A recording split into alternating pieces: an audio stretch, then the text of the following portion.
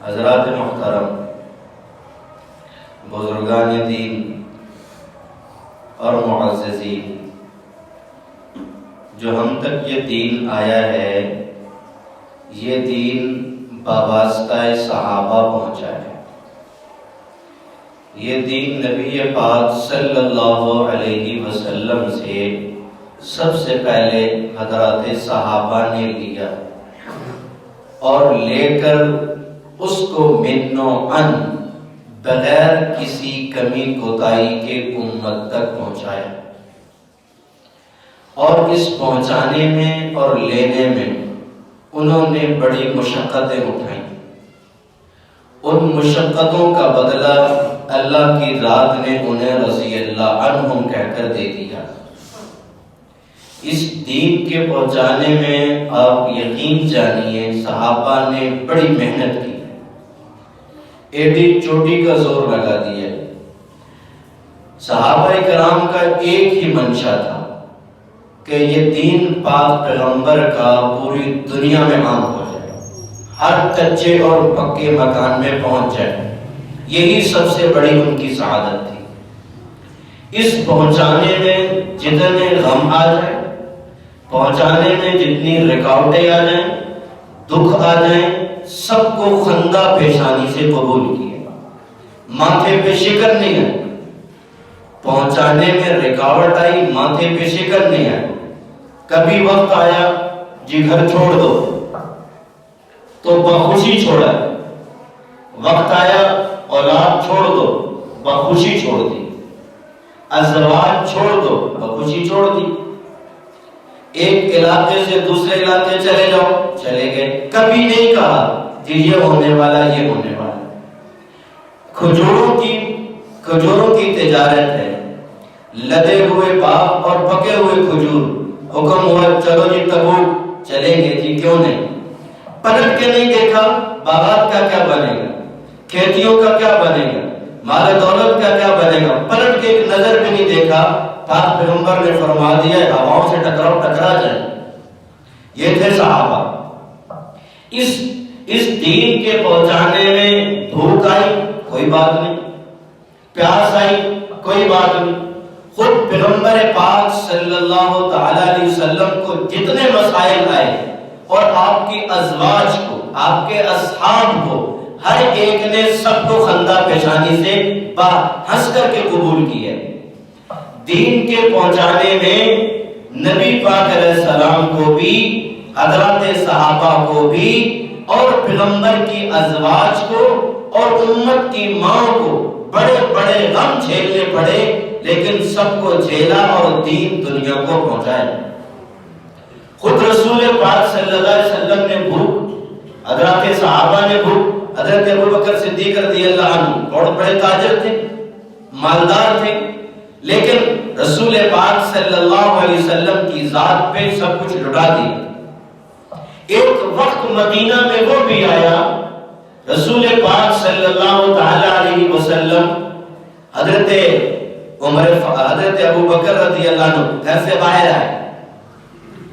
باہر آئے، دوپہر کی گرمی ہے، گھر سے باہر مسجد نبوی کی طرف تشریف لائے، اور اتنے ہی دیکھتے میں جناب عمر فاروق رضی اللہ عنہ بھی آگئے۔ دوپہر کی گرمی ہے، سخت گرمی پڑ رہی ہے، آرام کا وقت ہے، ادھر سے صداقت آئی، فاروق حضرت ابوبکر صدیق رضی اللہ عنہ گھر سے آگئے، اور دیکھتے ہی دیکھتے حضرت عمر فاروق بھی گھر سے آگئے۔ پوچھا جناب کیوں آئے؟ کہ صحیح بات تو یہ ہے کہ بھوک نے ستایا ہے، بھوک نے ستایا، گھر میں بیٹھا ہی نہیں جا رہا۔ عمر فاروق پوچھتے صدیق اکبر سے، جی اس وقت کیسے آنا ہوا؟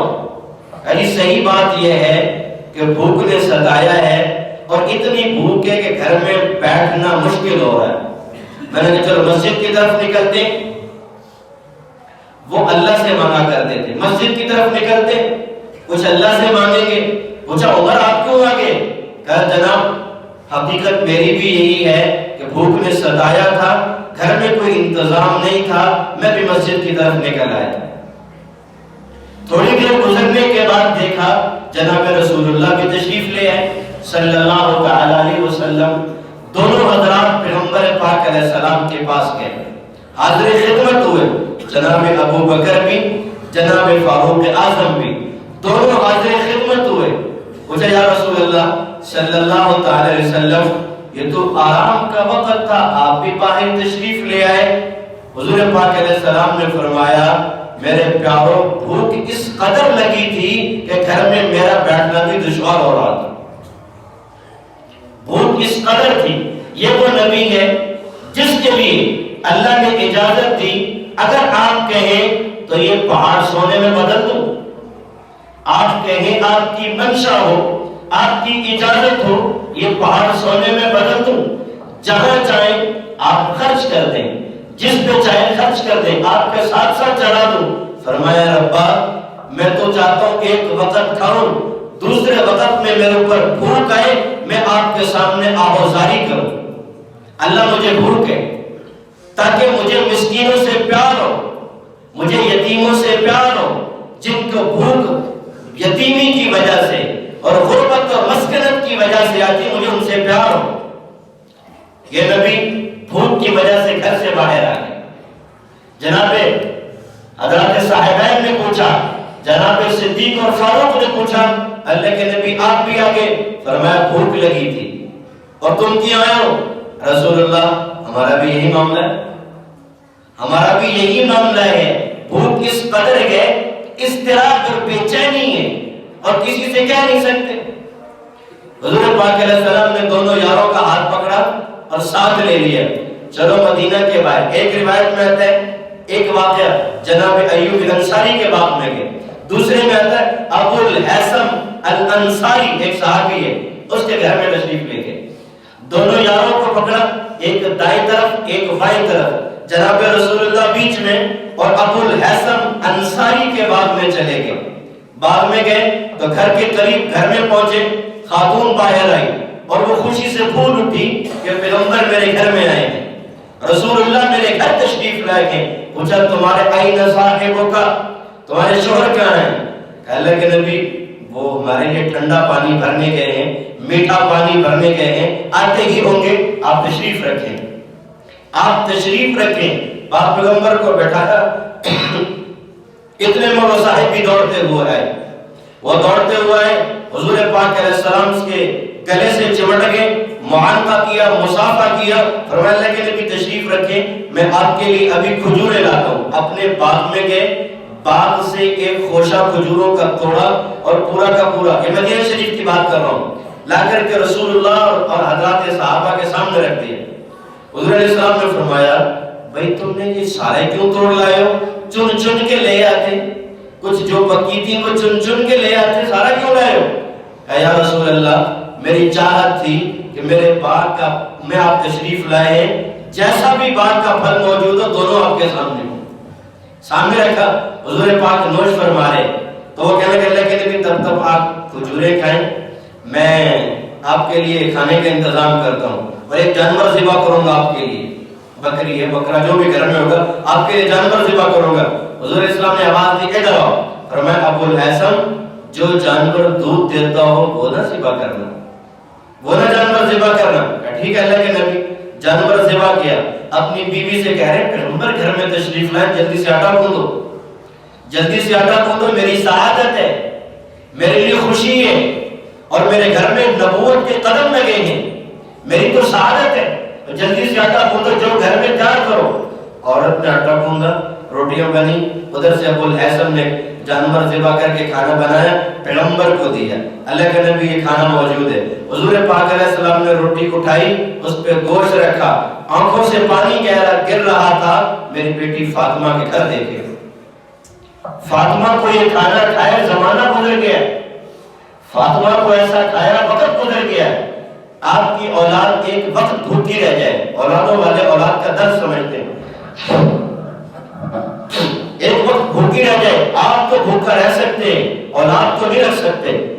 رسول اللہ فرمایا فاطمہ کے گھر دیکھے، فاطمہ کے گھر دیا اور اس کے بعد کھایا اور کھانے کے بعد فرمایا کہ یہ وہ نعمتیں ہیں، پانی بھی اللہ نے دیا ہے، کھانے کا بھی اللہ نے انتظام کیا ہے، میٹھا بھی کھلایا، کھانا بھی کھلایا. پھر فرمایا یہ وہ نعمتیں ہیں جن کے بارے میں اللہ قیامت کے دن سوال کریں گے. یومئذ قیامت کا دن لتسألن عن النعیم، ان نعمتوں کے بارے میں اللہ سوال کریں گے، تمہیں یہ بھی دیا تھا، تمہیں یہ بھی دیا تھا، تمہیں یہ بھی دیا تھا، ان نعمتوں سے جو تمہارے جسم کے اندر طاقت اور توانائی آئی تھی، کہاں خرچ کیا اس کو تم نے؟ کہاں اپنی جوانی کو لگایا تم نے؟ میری نعمتوں سے حاصل ہونے والی انرجی کو کہاں ضائع کیا تم نے؟ اللہ ان نعمتوں کے بارے میں پوچھیں گے جو رات دن تمہیں کھانے مل رہے ہیں، رات دن اچھی اچھی ڈشیں تمہارے سامنے آئی، اللہ پوچھیں گے۔ پھر میرے پیغمبر صحابہ پریشان ہو گئے، صدیق و فاروق، اللہ ہر چیز اللہ کے سامنے سوال ہوگا۔ پھر میرے پیغمبر نے فرمایا جو کھانے کے بعد کھانے کی دعا پڑھے اور یہ پڑھے الحمدللہ الذی هو اشبعنا وانعم علینا افضل، اللہ ان نعمتوں کے بارے میں پھر سوال نہیں کریں گے، تم نے حق ادا کر دیا ہے۔ کھانا کھایا، کھانے کے بعد فارغ ہوئے، حضور پاک نے دعائیں دی، ان کو دعائیں دے کر گھر سے رخصت ہوئے، مدینے کا رخ کیا۔ پھر صحابی کو بلا کے فرمایا کچھ دن کے بعد آ جانا، میرے پاس غلام آئیں گے، تمہیں غلام دے دوں گا خدمت کے لیے۔ کہا ٹھیک ہے اللہ کے نبی کو رخصت کر کے واپس آئے۔ کچھ دن کے بعد دوبارہ گئے، غلام آئے ہوئے تھے، حضور پاک علیہ السلام نے فرمایا اختر من ایہما شئت، ان دو غلاموں میں سے جو تمہیں پسند ہو وہ لے جاؤ، ابو الحسن تمہاری خدمت کرے گا۔ ابو الحسن نے کہا اللہ کے نبی آپ پسند فرما دیں۔ فرما کر میری پسند چاہتے ہو اس کو لے جاؤ، اس لیے کہ یہ نمازی ہے، میں نے اس کو نمازیں پڑھتے ہوئے دیکھا ہے، یہ نمازی ہے۔ اور پھر پیغمبر نے فرمایا اس کا خیال بھی رکھنا، اس کو مارنا نہیں ہے، اس کو پیٹنا نہیں ہے، اس پہ اس کی طاقت سے زیادہ بوجھ نہیں ڈالنا، اس کو گالیاں نہیں دینی جیسے آج لوگ کر رہے ہیں، جیسے ملازم کا جو ہے وہ ماں بہن بہو بیٹی ایک کر دی جاتی ہے۔ ہمیں بھائی وہ آپ کے پاس خدمت کے لیے آیا ہے، روزی روٹی کے لیے آیا، اپنی ماں بہو